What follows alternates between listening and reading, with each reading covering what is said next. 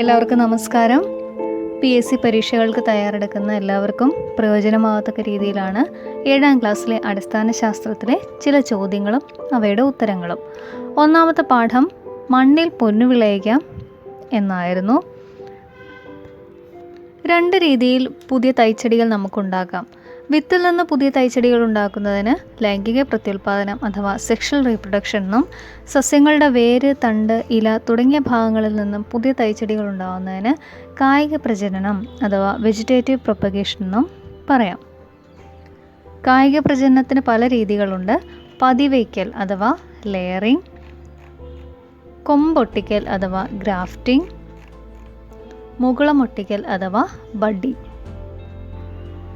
ഇനി വർഗസങ്കരണം എന്താണെന്ന് നോക്കാം. ഒരേ വർഗത്തിൽപ്പെട്ടതും വ്യത്യസ്ത സ്വഭാവ സവിശേഷതകളുള്ളതുമായ ചെടികൾ തമ്മിൽ കൃത്രിമ പരാഗണം നടത്തി പുതിയ വിത്തുകൾ ഉൽപ്പാദിപ്പിക്കുന്ന രീതിയാണ് വർഗസങ്കരണം. ഇങ്ങനെ ഉണ്ടാകുന്ന വിത്തുകൾ 2 ഇനത്തിൻ്റെയും ഗുണങ്ങളുള്ളവയും ദോഷമുള്ളവയും സമ്മിശ്ര ഗുണങ്ങളുള്ളവയും ആവാം. ഇതിൽ അനുഗുണമായ വിത്തുകൾ തിരഞ്ഞെടുക്കുന്നു. ചില സങ്കര ഇനം തെങ്ങുകൾ നോക്കാം. ഇത് നമുക്ക് ഇമ്പോർട്ടൻ്റ് ആണ്. ഏതൊക്കെയാണ് സങ്കര ഇനം തെങ്ങുകൾ? ചന്ദ്രലക്ഷ, ചന്ദ്രശങ്കര, ലക്ഷഗംഗ. ഇത് 3 സങ്കര ഇനം തെങ്ങുകൾക്ക് ഉദാഹരണങ്ങളാണ്. ഒന്നുകൂടെ പറയാം: ചന്ദ്രലക്ഷ, ചന്ദ്രശങ്കര, ലക്ഷഗംഗ.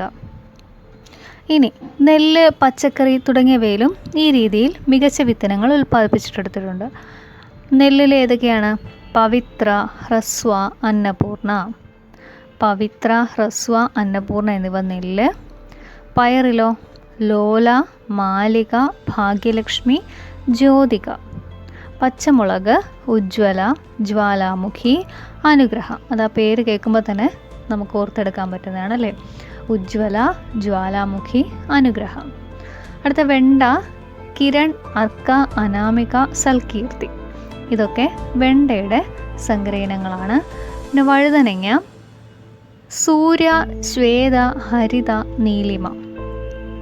തക്കാളി, മുക്തി, അനഘ, അക്ഷയ. ഇതൊക്കെ തക്കാളിയുടെയും സങ്കരയിനം വിത്തിനങ്ങളാണ്. ഇതിൻ്റെ കൂടെ തന്നെ നമുക്ക് ഓർത്ത് വയ്ക്കാം, പ്രിയങ്ക എന്ന് പറയുന്നത് പാവലിൻ്റെ ഒരു ഇനമാണ്. കേരള കാർഷിക സർവകലാശാലയാണ് ഈ ഇനം വികസിപ്പിച്ചെടുത്തത്. ഇനി അതുപോലെ എക്സാമുകൾ ചോദിച്ച് കണ്ടിട്ടുള്ളതാണ് നമ്മുടെ നാട്ടിലെ ചില കാർഷിക ഗവേഷണ സ്ഥാപനങ്ങൾ. ഏതൊക്കെയാണെന്ന് നോക്കാം. കേരള കാർഷിക സർവകലാശാല മണ്ണൂത്തിയിലാണ്, തൃശ്ശൂരിലെ മണ്ണൂത്തിയിലാണ് കേരള കാർഷിക സർവകലാശാല. അതുപോലെ കേന്ദ്ര കിഴങ്ങുവിള ഗവേഷണ കേന്ദ്രം ശ്രീകാര്യത്താണ്, തിരുവനന്തപുരത്തെ ശ്രീകാര്യത്താണ് കേരള കിഴങ്ങുവിള ഗവേഷണ കേന്ദ്രം. Indian Institute of Spices Research കോഴിക്കോടാണ്, കോഴിക്കോട്ടിലാണ് Indian Institute of Spices Research. അതിൽ കോട്ടയത്താണ് Rubber Research Institute of India. കാസർഗോഡുള്ളത് കേന്ദ്ര തോട്ടവിള ഗവേഷണ കേന്ദ്രം, കേന്ദ്ര തോട്ടവിള ഗവേഷണ കേന്ദ്രം കാസർഗോഡാണ്.